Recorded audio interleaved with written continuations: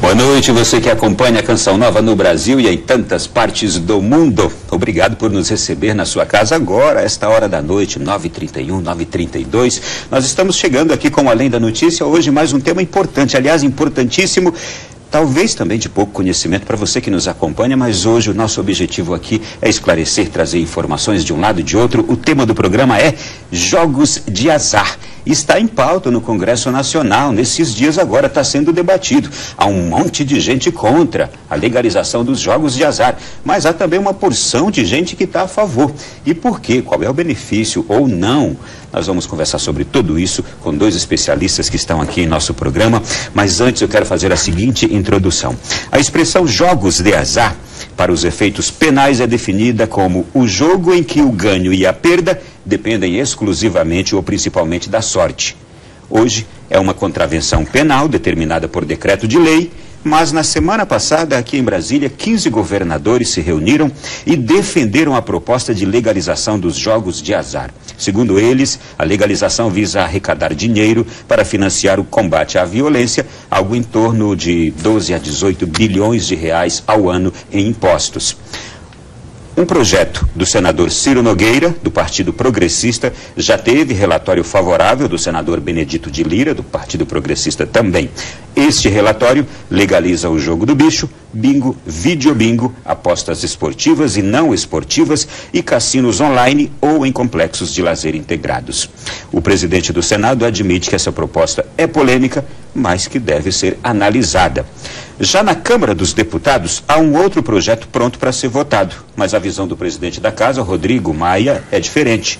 Ele acredita que o caminho para resolver o problema da falta de dinheiro para a segurança passa primeiro pela reorganização das contas públicas com reformas de Estado. Pois bem, eu tenho aqui algumas outras opiniões. O procurador da Lava Jato, Carlos Fernando dos Santos Lima, disse em uma rede social que os jogos de azar são uma forma corriqueira de lavagem de dinheiro, geram corrupção e são dominados por máfias de jogos ilegais. A Associação Nacional dos Juízes Federais disse que o jogo de azar é um dos principais meios de lavagem de dinheiro no mundo. Dada a importância desse tema, é que nós propomos aqui um debate fundamentado, justamente por ser um tópico que provoca os ânimos e também pela falta de informação da população em geral. Eu, por exemplo, me sinto pouco informado sobre a questão e por isso que nós vamos conversar aqui. Nós temos como convidados o Dr. Roberto Lacerre, coordenador do Movimento Brasil Sem Azar. Dr. Roberto, boa noite, bem-vindo. É um prazer estar aqui com vocês. Eu acho esse espaço aberto pela TV Canção Nova fundamental. Eu acho que passou da hora da população brasileira participar desse debate de uma maneira mais aprofundada. Assim como você, várias outras pessoas do Brasil, eu diria que a grande parte dos brasileiros não tem o menor conhecimento sobre esse assunto e vão sentir necessariamente, se aprovado for, e a torcida nossa que não seja, eles vão sentir na pele, efetivamente, as mazelas que o jogo de azar pode trazer para o Brasil. Pois bem, nós temos também Ana Paula Gatti Vital, que é diretora de operações da Abrabinks, Associação Brasileira de Bingos, Cassinos e Similares. Ana, você tem uma missão aqui difícil nessa noite, hein? Eu vi mais gente contra do que a favor. Você tem a missão de dizer por que a legalização dos jogos de azar é importante. Boa noite, Ronaldo. Boa noite aos presentes. Boa noite a você aí de casa. A missão não é tão complexa assim, porque tem diversos argumentos positivos relacionados à regulamentação de jogos, né? Considero muito importante, pertinente estar debatendo esse assunto aqui hoje, né? Existem projetos sendo pautados no Congresso Nacional e que estão em debate há mais de 20 anos, então é necessário sim que se tenha esse enfrentamento e o Brasil está preparado para esse momento. Pois bem, eu gostaria de saber então, já quero ouvir justamente sobre isso, os fundamentos, porque o senhor é contra, a senhora é a favor da legalização dos jogos de azar. Doutor Roberto. A gente pode começar pelo item que você quiser. São tantos itens que a gente pode fundamentar neste momento para nós sermos contrários, que eu vou, por exemplo, começar por turismo. Um dos fomentos, uma das argumentações, uma das fundamentações de quem quer legalizar o jogo no Brasil é dizer que o turismo ele vai ser fomentado, vai haver um aumento do fluxo de turistas no Brasil. Isso, na verdade, num estudo mais aprofundado, inclusive eu vou citar aqui, vou trazer alguns dados que são importantes, estudos mais aprofundados, inclusive do Banco Interamericano de Desenvolvimento, uma instituição conhecida mundialmente, eles dizem claramente que o Brasil não precisa de jogos de azar. Os dados dizem o seguinte, entre 95 e 2014, eles dizem que em países onde o jogo é legalizado, por exemplo, como Portugal, houve um aumento do fluxo de turistas da média de 98%. África do Sul, recentemente o jogo foi legalizado. Um aumento do fluxo de turistas da média de 114%. Média mundial, 124% em torno disso. Brasil, sem jogos de azar, 224% de aumento de fluxo de turistas entre 95 e 2014. Então nós não precisamos de jogo de azar para aumentar o fluxo turístico no Brasil. Mas apenas esclarecendo, mas é fato que onde existe, aumentou o turismo. Né? Aumentou, mas não necessariamente por fatos que estão ligados a jogos de azar. Por exemplo, na África do Sul, você trouxe um dado muito importante, eu só gostaria de terminar o raciocínio. O que nós precisamos no Brasil para atrair o fluxo do turismo é mais segurança, é mais infraestrutura aeroportuária, é mais infraestrutura de estradas, é mais infraestrutura de hotéis, é melhor treinamento das nossas redes, né, de restaurantes, de bares, de similares. São passagens aéreas mais em conta do que nós temos hoje, efetivamente. Mas você tem razão, aumentou nesses países. A média mundial aumentou como um todo. Mas vamos citar a África do Sul, por exemplo. A África do Sul, claramente, ele aumentou o fluxo de turistas depois que houve quando o Nelson Mandela ele foi desencarcerado. Quando ele foi desencarcerado e que ele passou a ser presidente e que a África do Sul passou a ser um país mais agradável, um país mais bem visto no mundo como um todo, ele teve um aumento de 300 e poucos por cento. Só depois, efetivamente, da questão do desencarceramento do Nelson Mandela. Antes, mesmo com jogos de azar, eles não tinham esse fluxo de turistas. Então, não foi diretamente ligado, esse aumento de 114%, não foi diretamente ligado à questão dos jogos de azar. E sim uma questão pontual, que foi o desencarceramento e a abertura da África do Sul, com a questão do apartheid, a diminuição daquele regime, né, cruel do apartheid. Então, pontualmente, essa é a questão da África do Sul, por exemplo. No aspecto do turismo, o senhor já abordou. Depois a gente pega outros aspectos. Sim. Ana, por favor. Ana Gatti, por favor. Vamos lá. Ronaldo, eu considero, não só eu como a Associação Brasileira de Turismo, por exemplo, que é muito importante, sim, a regulamentação dos jogos para fomentar o turismo de diversas regiões. Embora nós, como país, tenhamos uma dimensão continental, o nosso turismo ele não é explorado da forma como deveria. Né? Nós ainda estamos, por exemplo, em números distantes do potencial que temos. Né? Nós temos ainda leitos dentro do setor hoteleiro que não é ocupado de forma plena. Então, é possível, sim, o fomento do turismo através da regulamentação. E não é só apenas o fomento do turismo. Né? Quando a gente fala em regulamentação de jogos, não falamos apenas do jogo em si. Fala-se de uma cadeia produtiva que tem em torno dele, né? E são diversos os setores que podem se beneficiar disso. Falamos do turismo porque é maior o impacto, né? Mas quando falamos em jogo, falamos também em ciência e tecnologia, falamos no desenvolvimento de softwares, falamos também de restaurantes, falamos também de artistas que se apresentam em cassinos. Então é uma indústria inteira, uma cadeia produtiva que se desenvolve em torno disso. Né? Nos Estados Unidos, por exemplo, que tem cassinos, resorts, por exemplo, não é o jogo em si a atividade central. São feiras, são eventos, é uma série de coisas que acontecem em torno disso. Mas não falo apenas do turismo. Né? Tem outras coisas favoráveis aí em relação à regulamentação. E eu me pauto principalmente pela questão da geração de empregos.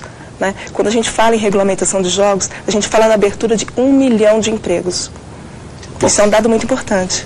Eu quero aprofundar essa questão e o motivo pelo qual 15 governadores estiveram reunidos aqui em Brasília na semana passada, pedindo a legalização dos jogos, eles argumentaram que é para se angariar em torno de 12 a 18 bilhões. Todavia, eu andei lendo aqui que, acho que foi a Anfip, ela disse que esta previsão de 12 a 18 bilhões, ela não é real, poderia se estimar em torno de 3 bilhões. Bom, mas eu vou principalmente no argumento.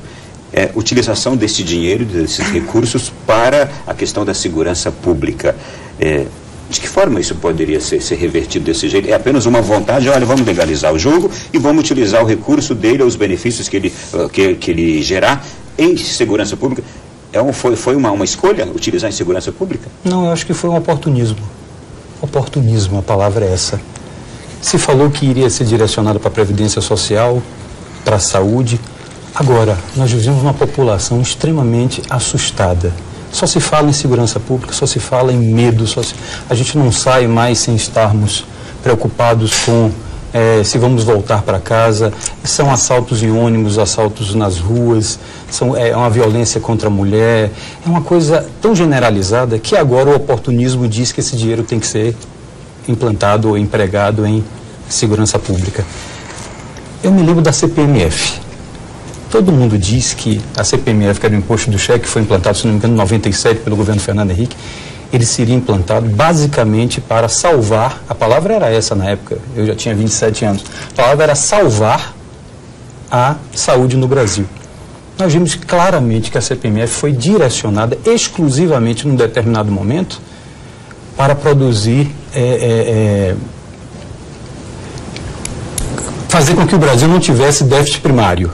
Ou seja, foi direcionado um dinheiro que era pautado. O dinheiro foi desviado daquela função. Foi desviado, a palavra é exatamente essa, desviado, ou seja, desviado da função da saúde, como eles disseram que era, e foi pautado e foi colocado exclusivamente para proteger o déficit primário do Brasil, ou seja, não permitir que o Brasil tivesse déficit primário, ou seja, fazer com que as contas brasileiras fechassem no azul. E a saúde pública, como é que nós estamos hoje? Eu pergunto ao seu telespectador, como é que nós estamos na saúde pública?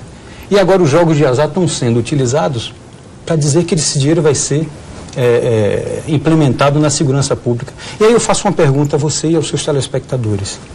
Já existe uma dotação orçamentária hoje, para o ano de 2007, de mais de R$1 bilhão no Ministério da Justiça para a questão de segurança pública.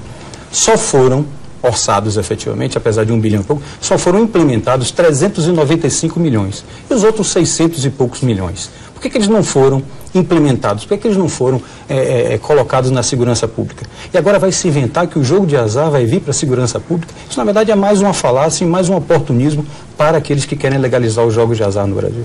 Ana Gatti, por que você entende que voltou tão forte esse debate, agora, essa proposta de legalização nesse momento? Olha, eu entendo o pedido dos governadores em relação à segurança pública, né? Porque nós identificamos que há um caos referente ao tema no Brasil, né? Mas eu gostaria de compartilhar com vocês aqui alguns dados. Por exemplo, a Alemanha. A Alemanha, ela destina os recursos relacionados a jogos para áreas como esporte, cultura e educação, né? A Bélgica optou em utilizar os recursos para projetos relacionados a pessoas com deficiência, né, algum tipo de deficiência. No Canadá, eles optaram por ações sociais. Nos Estados Unidos, ficou educação e saúde. Na Inglaterra, é esporte, saúde, ação social e artes. Ou seja, os países do mundo, eles dão destinações a esses recursos, né? E isso é uma decisão legislativa, né? Independente de onde for, mesmo porque o país, como necessidades são diversas, né? Independente da destinação que o projeto encaminhar para o recurso, é notório que nós temos necessidades nos mais diversos setores, né? E é uma possibilidade que tem esse setor, a regulamentação desse setor, em contribuir com 18 bilhões de receitas tributárias. E esse dado não é nenhum absurdo, né? Os cassinos, por exemplo, segundo o dado da Bloomberg, é a 12ª indústria mundial. Isso é uma coisa importante para considerar. E países desenvolvidos, eles costumam ter como arrecadação tributária uma porcentagem do PIB. Então, esse número de 18 bilhões, ele é um número previsível de forma matemática, não é nenhuma suposição. Isso é um dado real. E é um dado real de desperdício, porque o país, enquanto não tem esse enfrentamento, deixa de arrecadar isso aos cofres públicos, porque existe jogo no país, né? E esse dinheiro, ele tem que ser revertido para a população, ele tem que ser revertido em tributos, né? E isso que nós defendemos. Bom, nós vamos fazer o seguinte, você de casa que está acompanhando essa nossa conversa aqui, pode participar dela também. É só mandar mensagem para o número que já está aparecendo aí, de WhatsApp, mande para cá, eu vou submetê-las aqui aos nossos convidados. Assim você participa diretamente do assunto. eu tenho aqui que apresentar algumas preocupações de pessoas também que me falaram sobre o assunto. E no próximo bloco nós vamos apresentar essas preocupações. Vou pedir a Ana Gatti que nos responda, também ao Dr. Roberto Lacerre, e são coisas muito pontuais, mas que vale a pena você acompanhar aí. Aliás, ligue para outras pessoas agora, passe mensagem, peça para acompanhar esse programa aqui na Canção Nova, nesse instante. Depois do intervalo a gente retorna com este bate-papo acalorado e também importante.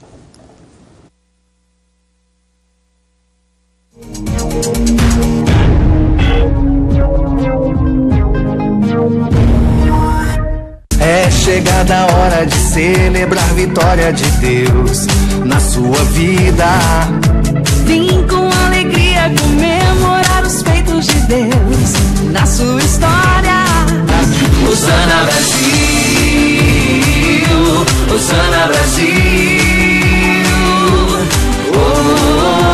Hosana Brasil.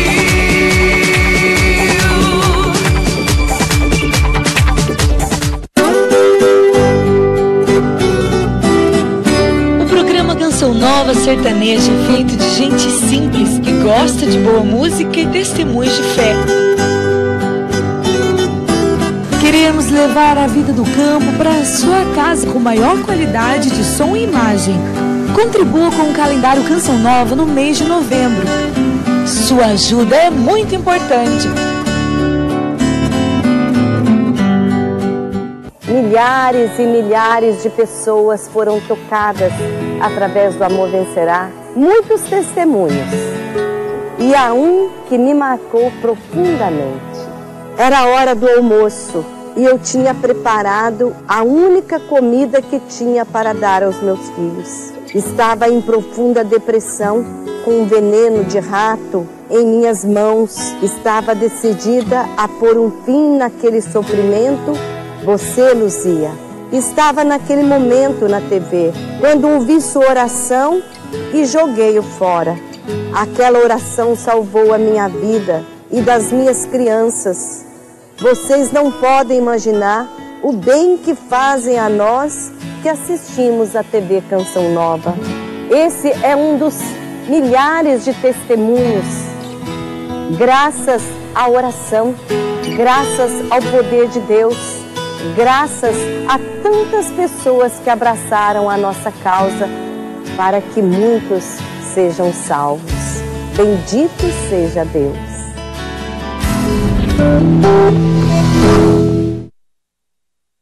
Prorrogamos a Black Friday até 3 de dezembro. Ainda dá tempo de aproveitar os descontos imperdíveis nos produtos de evangelização. 12 31 86 2600, loja.cançãonova.com. A Eucaristia é fonte e centro de toda a vida cristã.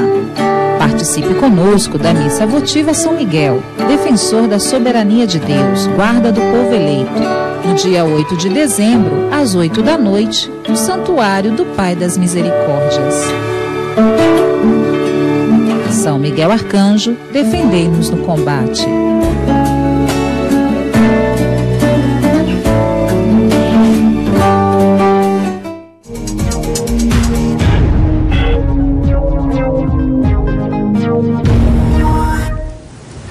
Voltamos aqui no Além da Notícia. O tema de hoje é jogos de azar. É pauta do Congresso Nacional e também já virou assunto de debate nas várias mesas da nossa sociedade. Estou com dois convidados especiais aqui e estou com informações diversas. Por exemplo, no dia 13 de novembro, senhores, uma notícia da Folha de São Paulo diz que a Caixa Econômica Federal quer operar os jogos de azar no Brasil, segundo o seu presidente, e aí ela deu aqui as seguintes razões. A Caixa quer ser o agente operador dos jogos de azar, se esses forem legalizados. A afirmação de Gilberto Ock, seu presidente, disse assim: não vamos ter concessões disso tudo, mas acho que a Caixa pode ter credibilidade de jogos, por ter credibilidade de jogos no país, tem condições de oferecer seu serviço a essa estruturação.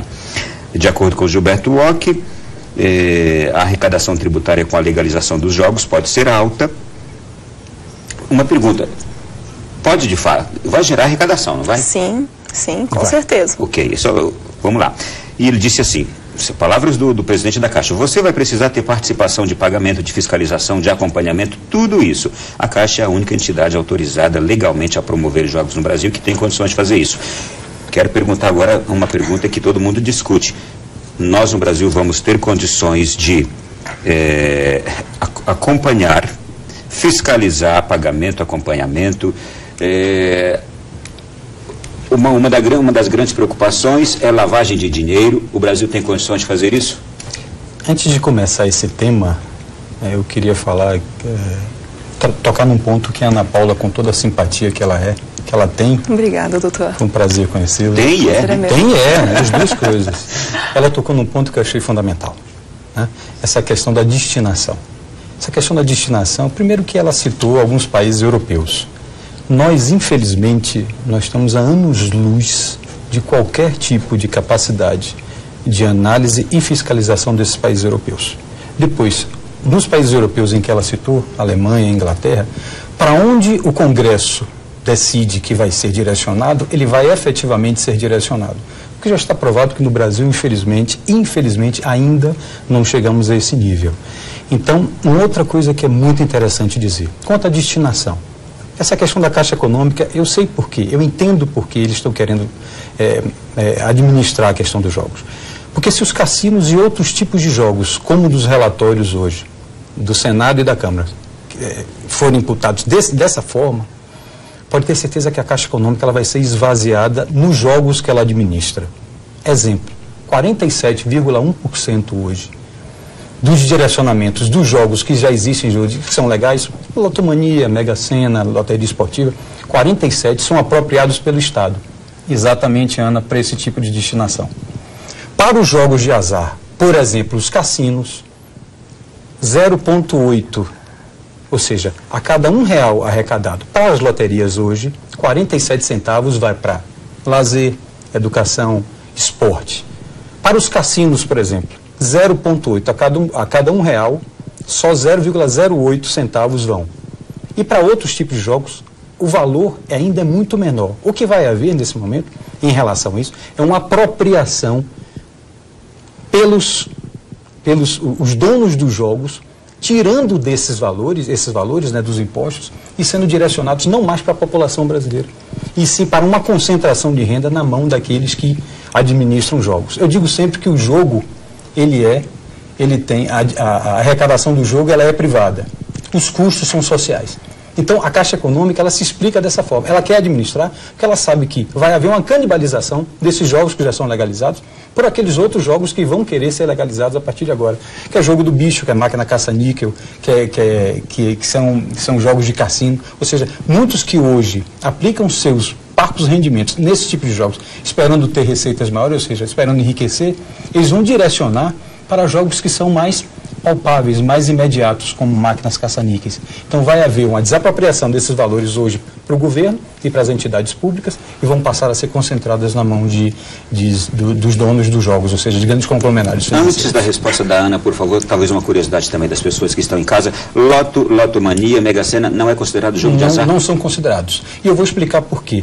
Os jogos de azar, além de todas essas questões, ela tem uma questão muito forte da questão do vício. Tá? Esses jogos que a gente joga, que as pessoas jogam geralmente... Podemos falar dessa questão daqui a pouco, claro, eu quero entrar justamente nos prejuízos dúvida. Que as pessoas citam também. Claro. Ana, por favor. Vamos lá. Ouvi aqui a argumentação do Dr. Roberto, entendi agora o pensamento dos que pensam de forma contrária, né? Nesse ponto, e vou fazer um esclarecimento a vocês. A loteria, ela também é um jogo que depende da sorte. Né? Ela também é um jogo que depende da sorte. Ela também é um jogo de azar. Né? Agora, um outro esclarecimento. A loteria em si, ela é um jogo que trabalha em cima do rateado.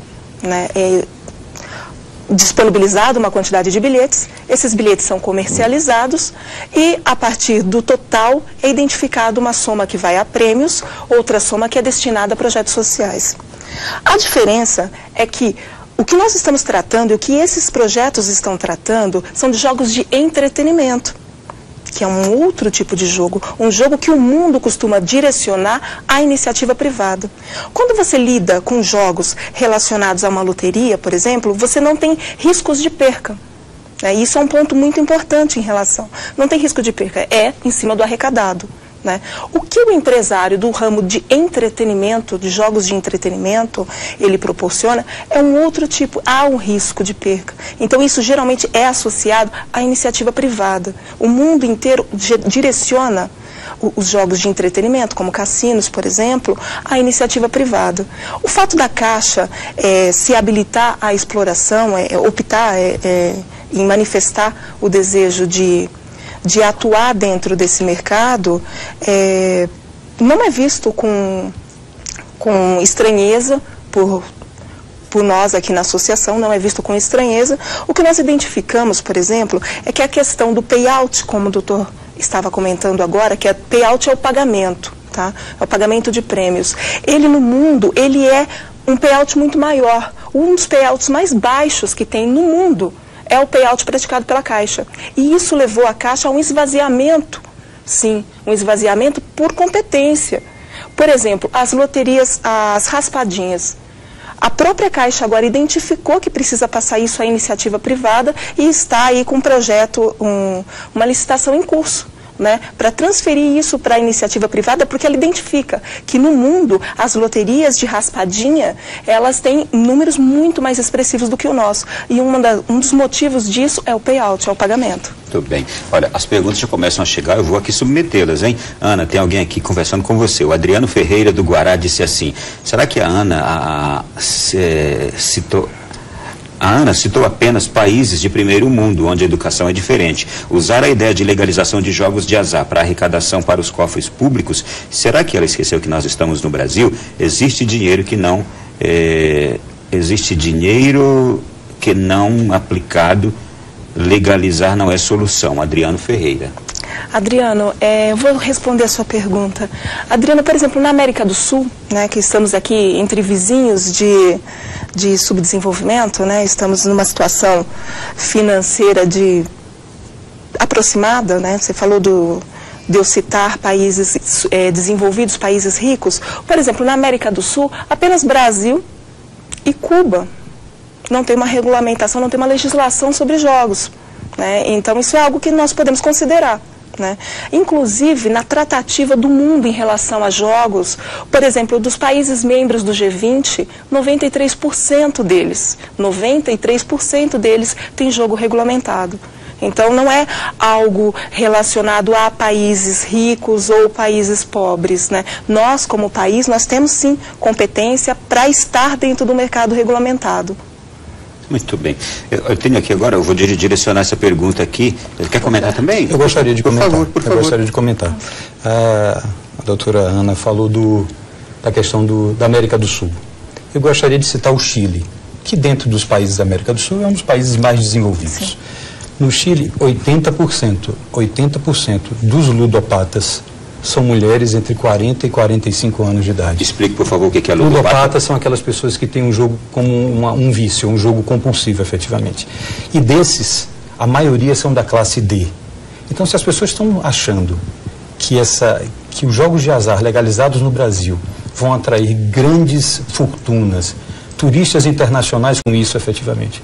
No mundo, esse mesmo mundo que a Ana citou, a gente vê claramente que a grande maioria das pessoas que são atingidas pelos jogos de azar, seja através da ludopatia, seja através de grandes gastos e grandes débitos, são pessoas da classe média e média baixa. São essas pessoas que são, na maioria das vezes, elas são aquelas que são viciadas em jogo, efetivamente. A média dos débitos de pessoas nos Estados Unidos, ou seja, de estados nos Estados Unidos, está em torno de $35 mil de dívida. Então, 60% dessas pessoas, por exemplo, no estado do Wisconsin, nos Estados Unidos, que é onde tem o jogo legalizado, 60% desses ludopatas já pensaram em suicídio, 20% já praticaram uma tentativa de suicídio, efetivamente. Ou seja, nós estamos falando da classe menos favorecida. Dizer que uma pessoa vai sair de Monte Carlo, vai sair de outros países ricos e vem jogar no Brasil, isso, na verdade, é uma grande falácia. A grande maioria da população que é diretamente atingida, seja por cassinos e resorts, ou por outras formas de jogos, são as populações das próprias áreas. Em torno de 70% das pessoas que consomem o cassino E, na verdade, nós estamos falando muito mais do que cassino. Nós estamos falando em cassino, nós estamos falando em jogo do bicho, em máquina caça-níquel, nós estamos falando em bingo, jogo eletrônico, bingos eletrônicos.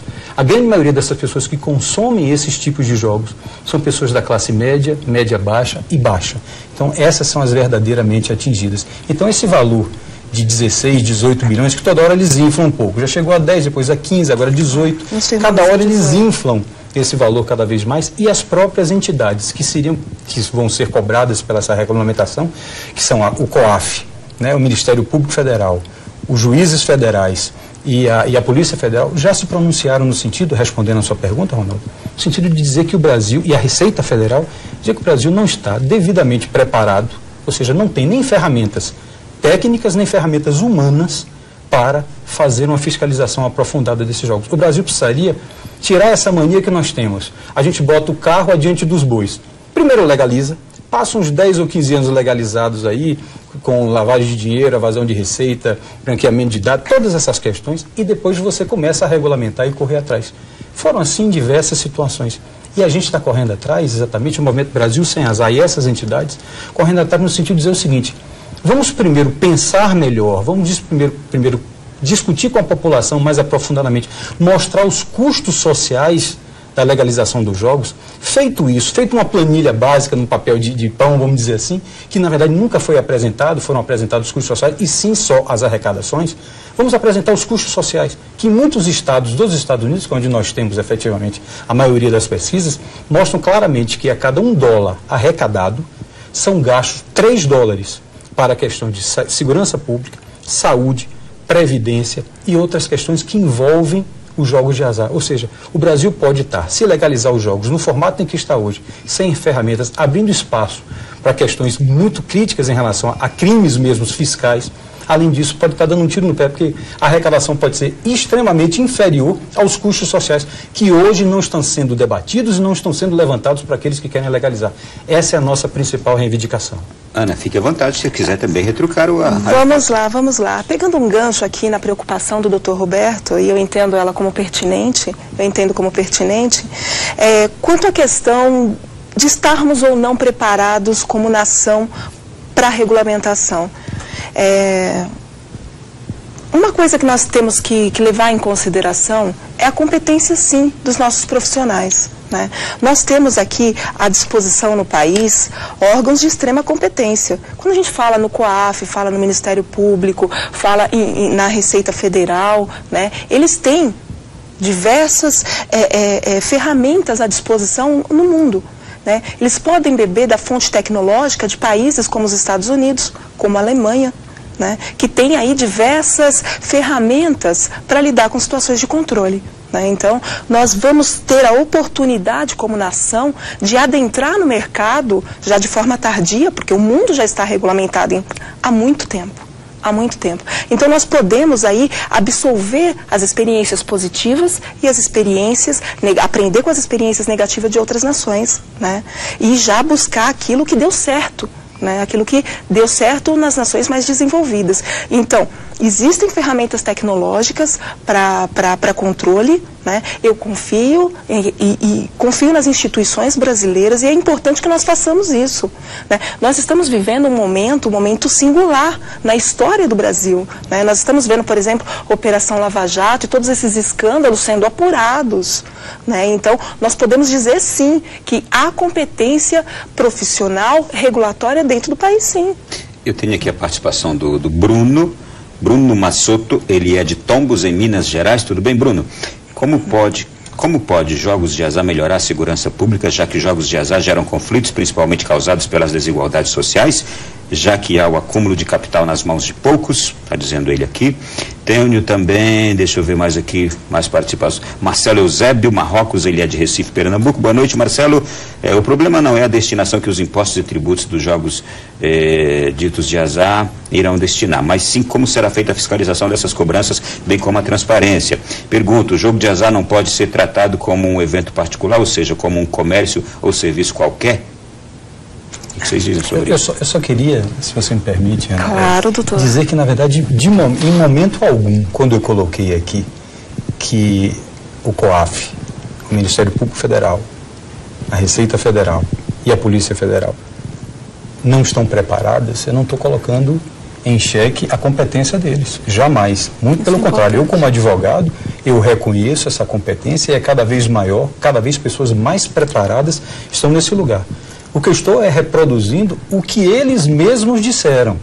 Quando a Ana diz que ela confia na competência deles, eu digo que eles já se pronunciaram publicamente, inclusive o Ministério Público Federal, através de uma nota técnica, eles já disseram, nós não temos, não é competência não, os profissionais têm competência, nós não temos ferramenta técnica e ferramenta humana, nós não temos quantitativo de pessoal. Nós estamos num país onde é um país cada vez mínimo, ou seja, o Estado é cada vez menor, o Estado quer cada vez menos investir no funcionalismo público. Se você for legalizar jogo de azar no Brasil hoje, com as ferramentas inexistentes que nós temos hoje, para analisar e para fiscalizar esse quantitativo de dinheiro, e nesse formato que está aí, que estão nos relatórios, nós vamos abrir espaços enormes para o que eles mesmos dizem. Lavagem de dinheiro, evasão de receita, sonegação fiscal, porque na verdade existem 1001 formas nesse sentido. Os Estados Unidos até hoje, depois de vários e vários anos de legalização, os Estados Unidos até hoje desenvolvem ferramentas para controlar, e são necessárias. O Brasil, os próprios órgãos estão dizendo, nós não temos nenhuma ferramenta nesse sentido. Agora, nós vivemos num país onde a gente não consegue fiscalizar nem a gasolina que a gente bota no carro. A gente consegue fiscalizar um jovem de 18 anos para comprar bebida alcoólica no supermercado. A gente não consegue fiscalizar absolutamente nada no país. Porque, na verdade, falta quantitativo de pessoal. Se a gasolina, eles dizem que não podem analisar todos os postos, porque, na verdade, falta gente. Como é que nós vamos criar mais uma obrigação para essas entidades que elas mesmas dizem? Nós não temos ferramenta, nós não temos material humano para isso.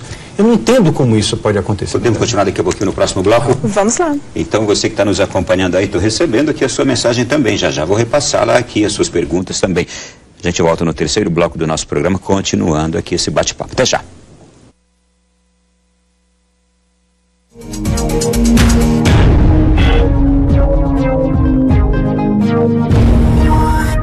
Conheça.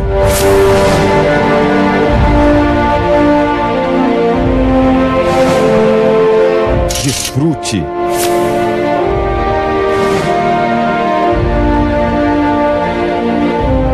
Apaixone-se.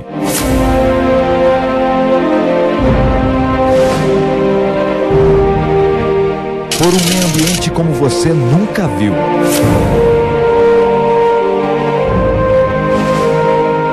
Em dezembro, especial de fim de ano na TV Canção Nova. Isso é natureza, isso é Brasil, isso é preservação ambiental. Dia 18 de dezembro é o segundo sorteio da promoção Família Canção Nova. Já cadastrou seu cupom? Serão sorteadas 2 viagens para Portugal e Terra Santa e um super kit de eletrodomésticos. Serão 3 chances de ganhar. 1, 2, 3. 3 chances de ganhar. 2 viagens para Portugal e Terra Santa e um super kit de eletrodomésticos. Entre no site familiacançãonova.com e saiba mais. Nesta sexta-feira, a TV Canção Nova recebe a visita de Padre Marcelo Rossi. E prepare-se que ele vai falar. Prepare-se. Uma participação especial nos programas Sorrindo pra Vida e O Amor Vencerá. Estou convidando você para orarmos juntos. Comemorando seus 23 anos de sacerdócio. 1º de dezembro na TV Canção Nova. Hoje estamos em festa. Vamos juntos conhecer os santuários marianos de Portugal, Espanha e França. Em Portugal conheceremos Fátima e diversas cidades. Na Espanha iremos a Santiago de Compostela e na França visitaremos Lourdes, Lisieux e Paris. Saída 25 de fevereiro. Obra de Maria, mais que viagens, encontros com Deus. Foi no mês de novembro que eu convidei aqueles jovens a virem viver em comunidade.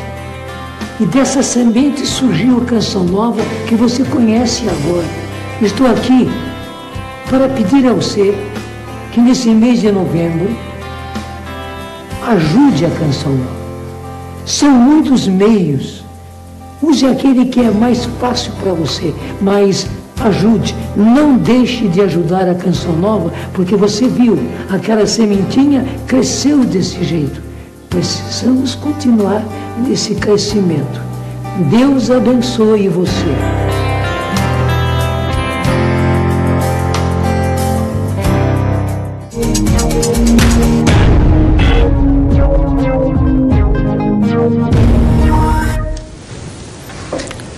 Além da notícia com você nessa noite, falando sobre jogos de azar. E nós estamos com os dois especialistas aqui. A doutora também é estudiosa da questão, Ana Paula Gatti, o doutor Roberto Lacerre. Gente, é o seguinte, eu tenho aqui também, além das perguntas, eu tenho a participação do deputado Roberto de Lucena, que naturalmente, como muita gente já viu, ele é contra a legalização dos jogos de azar. E nós vamos ouvi-lo agora nos contar os motivos pelos quais ele é contra esta legalização.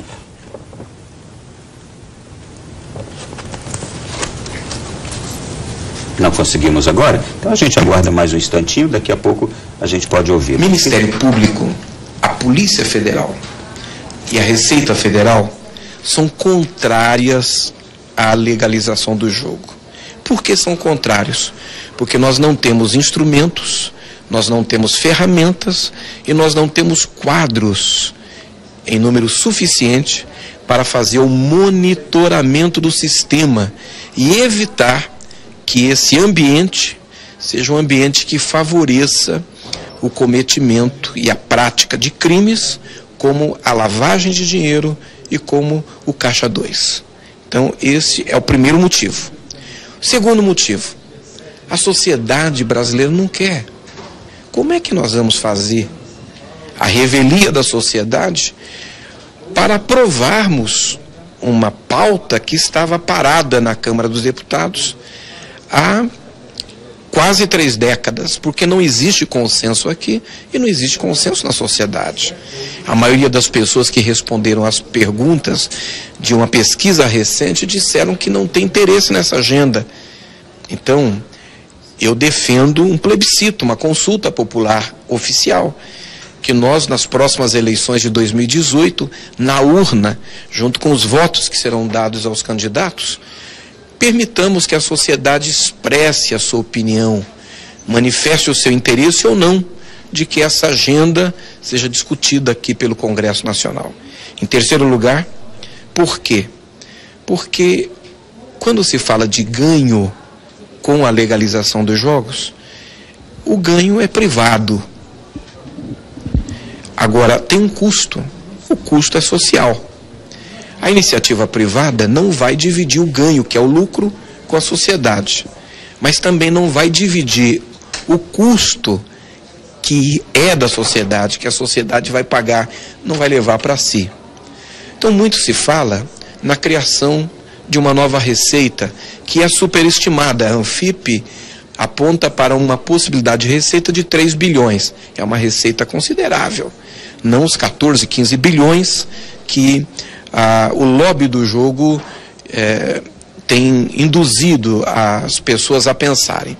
Agora, se você vai ter uma receita de 3 bilhões, quanto dessa receita vai ter que ser gasto para você monitorar o sistema, fiscalizar o sistema, você prevenir Caixa 2, prevenir lavagem de dinheiro? Quanto você vai gastar com a saúde pública, a questão da ludopatia e outras consequências? Quanto você vai gastar com a segurança pública, inclusive compreendendo que no raio de 2, 3 quilômetros em torno dos equipamentos, onde acontecem a prática dessa exploração do jogo, você tem um aumento, isso é estatístico, um aumento nos índices da criminalidade, da marginalidade.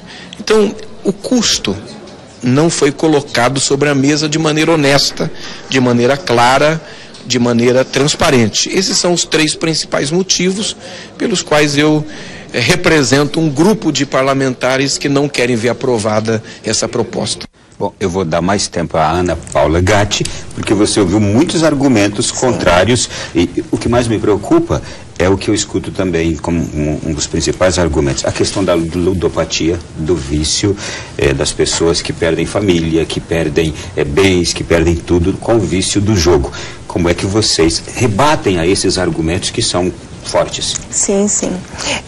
Em relação a isso, nós acreditamos que quem ganha com a regulamentação de jogos no Brasil é o país, né? E nós identificamos esse ganho que o país vai ter por conta de diversos parâmetros que estão diretamente relacionados à área social, sim. A geração de empregos é uma delas, 1 milhão de empregos. A receita tributária não é nenhuma fórmula de ilusão, porque o mundo arrecada 1% do seu PIB com jogos, então nós estamos calculando isso nessa mesma expectativa, e isso significa 18 bilhões. E a questão da ludopatia, ela só é possível ser tratada no ambiente regulamentado. Hoje, quando no cenário atual uma pessoa vive esse dilema, esse conflito de uma doença da ludopatia, ele é tratado no mundo jurídico como um contraventor, porque os jogos está lá na lei de contravenções. Aliás, um dispositivo legal, né, já retrógrado, né? Então, hoje a pessoa que é ludopata, ela é tratada como um marginal. O que se estima dentro do mercado regulamentado é que o ludopata seja tratado como um doente. A Organização Mundial de Saúde, ela relata que de 1 a 3% da população mundial sofre desse problema, da ludopatia. Então não é algo que o jogo vai trazer. O jogo regulamentado vai identificar e vai poder tratar essas pessoas. Isso só é possível no cenário regulamentado. Recentemente, eu participei de um grupo de pesquisas para o lançamento dessa obra, que é Teoria das Probabilidades no Jogo, na Ciência e nas Políticas Públicas. Nesse trabalho aqui, diversos especialistas de amplas áreas puderam debater sobre a questão de jogos, ciência, tecnologia. Inclusive tem alguns temas interessantes aqui, como o tema trago aqui nesse livro pelo ministro da Defesa, Raul Jungmann, né? Nós temos, por exemplo, falar do jogo sempre do lado negativo. Tem um lado positivo, que é do desenvolvimento, da implantação de patentes, né? E a própria teoria da probabilidade, que nasceu, né, numa mesa de jogo. E falar em jogo, por exemplo, Ronaldo, que tem 2 filhos aí com o nome de Papa, né? A gente vê, por exemplo, a iniciativa do Vaticano, que tem loteria e direciona os recursos dessa loteria para auxiliar os refugiados. Então, dá uma destinação social gigante, né? A própria Loterge, no estado do Rio de Janeiro, que está super carente em relação a recursos sociais, a Loterge tem assumido, ao longo do tempo, uma série de questões sociais importantes, né? E isso é possível através dos recursos oriundos do jogo. Então, nós consideramos, sim, que com o jogo regulamentado, o ganhador é o país. Muito bem. Doutor Roberto, algum comentário? Sim. O deputado Roberto Lucena é um parceiro nosso, Congresso Nacional. Ele é presidente da Frente Parlamentar Mista, né, por um Brasil sem jogos de azar. É uma pessoa que vem nos ajudando muito, queria saudá-lo. Assim como o doutor Paulo Fernando também, um companheiro nosso também. Eu queria dizer o seguinte, essa questão eu acho que a Ana está superdimensionando, fazendo o papel dela, está superdimensionando essa questão dos empregos. Essa questão do 1 milhão de empregos é um dos maiores chutes que eu já vi na minha vida. Eu diria que vai existir exatamente o contrário. O que vai existir, Brasil, é uma perda de empregos. E eu vou dizer por quê. Onde você instala, por exemplo, cassinos, os cassinos, para atrair as pessoas, eles fornecem às pessoas alimentação e bebida para que as pessoas não tenham nem a vontade de sair de lá. Veja como eles são maledicentes, como eles são perniciosos, como eles são maldosos, como eles insuflam um vício na pessoa. O que aconteceu em Atlantic City? Eu acho que todo mundo conhece Atlantic City. 50% dos restaurantes em volta dos cassinos fecharam. Houve uma perda de 25% dos empregos porque as pessoas deixaram de consumir em outras atividades produtivas, tais como cinema, tais como restaurantes, bares similares e outras situações como essa, deixaram de consumir e passaram a consumir nos cassinos. Ou seja, fecharam outras atividades produtivas, muitas vezes de brasileiros, no caso do Brasil seria assim, de brasileiros, para concentrar riquezas em grandes conglomerados internacionais que vão necessariamente dominar a questão dos cassinos. Então, o que pode acontecer no Brasil com essa canibalização é perda de emprego e não aumento de empregos. Isso é uma coisa que tem que ser falada, e esse 1 milhão, eu fico estarrecido com esses números de 1 milhão nesse sentido. Em relação à Lotege e outras atividades produtivas, você vê que dos 15, quem está capitaneando esses governadores é o governador do Rio de Janeiro, o Pezão. O Pezão, infelizmente, hoje é uma pessoa que está sendo analisada, está sendo investigada por todo e qualquer tipo de situação dentro da Operação Lava Jato e de outras operações junto à Justiça Federal.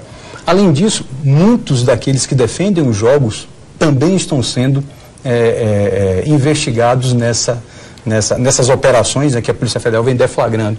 Então, se você fizer uma relação entre aqueles que defendem os jogos e aqueles que estão sendo hoje diretamente investigados, vocês vão ver que há uma relação direta entre aqueles que defendem os jogos e aqueles que estão meio que com o pé na lama. Isso é muito importante que as pessoas vejam isso efetivamente.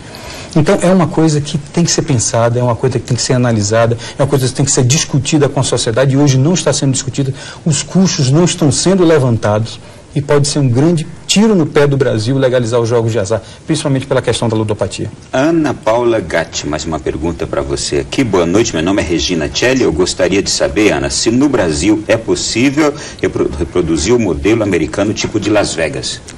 Sim, é possível sim o cassino de resort, né, o que ocorre em Las Vegas. Mas ainda seria mais produtivo se nós olhássemos outros cenários e outras possibilidades, né?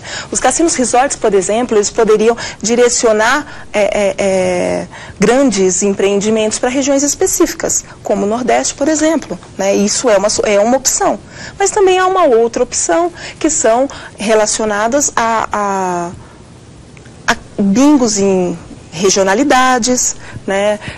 Existe a questão também online. Então, assim, existem diversos modelos. O que nós podemos, como nação, é aprender com o cenário mundial, identificar qual é a melhor prática. Nós não podemos usar um modelo único e específico, até por conta do nosso tamanho de país, né? Nós temos aqui um espaço transcontinental, né? É gigante. Inclusive, em relação à geração de empregos, como foi dita, os números não são nenhum absurdo, e eles têm comprovações. Dá para chegar nesse dado e entender o porquê que dizemos 1 milhão de empregos. Os cassinos, é calculado o número de empregos em 3,6 pessoas por unidade de apartamento, né? Então, os cassinos mundiais e o número de unidades, leitos que cada um oferece, ele proporciona identificarmos que teremos 37.800 empregos oriundos do cassino, né? Os bingos, enquanto estiveram regulamentados e por número de proporcionalidade dos projetos, podemos identificar a criação de 120 mil empregos. E do jogo do bicho, nós temos os dados do Instituto Jogo Legal dizendo que já existem 400 mil postos do jogo do bicho no Brasil, né? Aliás, um dos jogos lendários aqui do país, né? Então nós temos a geração de 557.800 empregos diretos. O BNDES ele já chegou a um número de que 0,94% dos empregos diretos direcionam empregos indiretos, o que soma mais 524.332 empregos. Então, teremos sim 1 milhão de novos postos de trabalho. Bom, eu vou concluir agora, dando aos senhores a chance de, em 30 segundos, é o tempo que a gente tem para cada um, de responder uma pergunta que eu acho que vai cair muito bem para a gente fechar o programa. Temos 30 segundinhos para cada. A pergunta é do Vinícius Moreira, de Brasília. Ele diz assim: Ronaldo, pergunta aí para ambos. Caso haja uma eventual legalização dos jogos de azar no Brasil, quais seriam os impactos a longo prazo? Acho que é bom ouvir dos dois lados aí as visões futurísticas. Vamos lá. Nós consideramos que vai trazer desenvolvimento, fomento para o turismo, vai trazer geração de empregos, aumento de arrecadação tributária e todas essas questões que são levantadas da evasão de divisas, da ludopatia, elas só podem ser tratadas no jogo regulamentado. Então nós entendemos que é o melhor cenário para o país. Eu diria que se o jogo for regulamentado e é tudo que a gente não quer e o Brasil não deveria querer, e nós entendemos que o brasileiro não quer isso efetivamente, ele vai trazer mais pessoas viciadas em jogos, mais famílias que serão desfeitas, mais tentativas de suicídio, eles vão trazer mais evasão de receita, mais sonegação fiscal, mais corrupção. O Brasil hoje está correndo atrás de fechar portas para a corrupção, seja através de leis, seja através de uma fiscalização maior da sua população, e o que está se querendo hoje, efetivamente, é abrir mais uma porta para que hoje, sem a fiscalização necessária, porque os órgãos disseram isso, essa porta para mais corrupção no Brasil seja aberta, e o Brasil não suporta mais corrupção. O povo brasileiro quer o dinheiro sendo empregado no lugar correto e não na corrupção. Bom, quero agradecer a ambos, obrigado pela elegância, obrigado pela participação, por estarem tão à vontade também, cada um defendendo aqui a questão do seu lado. Foi um prazer, Ana, muito obrigado. Prazer é todo nosso, agradecemos. Está aqui debatendo jogos e democracia. Obrigado, Roberto. Prazer foi todo nosso. O Brasil Sem Azar, tenho o prazer de estar aqui com vocês. Entre nas nossas redes sociais, www.brasilsemazar.com.br, aprenda um pouco mais sobre esse tema que é tão controvertido. Se alguém quiser entender mais alguma coisa, tem também um canal? Tem sim, www.abrabinks.com. Abrabinks.com? Ok, e você de casa que nos acompanhou pode rever esse programa no nosso canal no YouTube. Quero agradecer também pela sua participação conosco, muito obrigado. Semana que vem voltaremos com um novo tema aqui no Além da Notícia. Até lá, continue com nossa programação.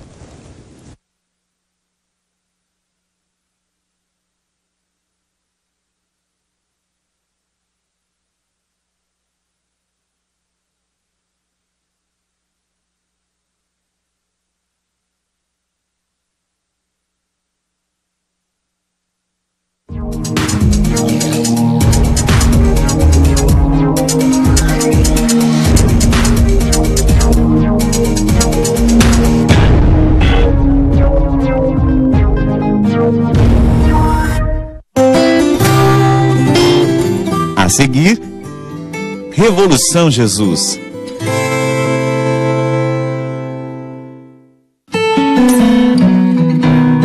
Céus novos e terra nova. Esse é o tema do acampamento Preparai o Caminho, que acontecerá de 15 a 17 de dezembro na Canção Nova. Viva a experiência de preparar o caminho do Senhor com Padre Anderson Marçal, Padre Fernando Santamaria, Jorge Silva e Alexandra Gonçalves. Participe e prepare-se para a vinda do Senhor.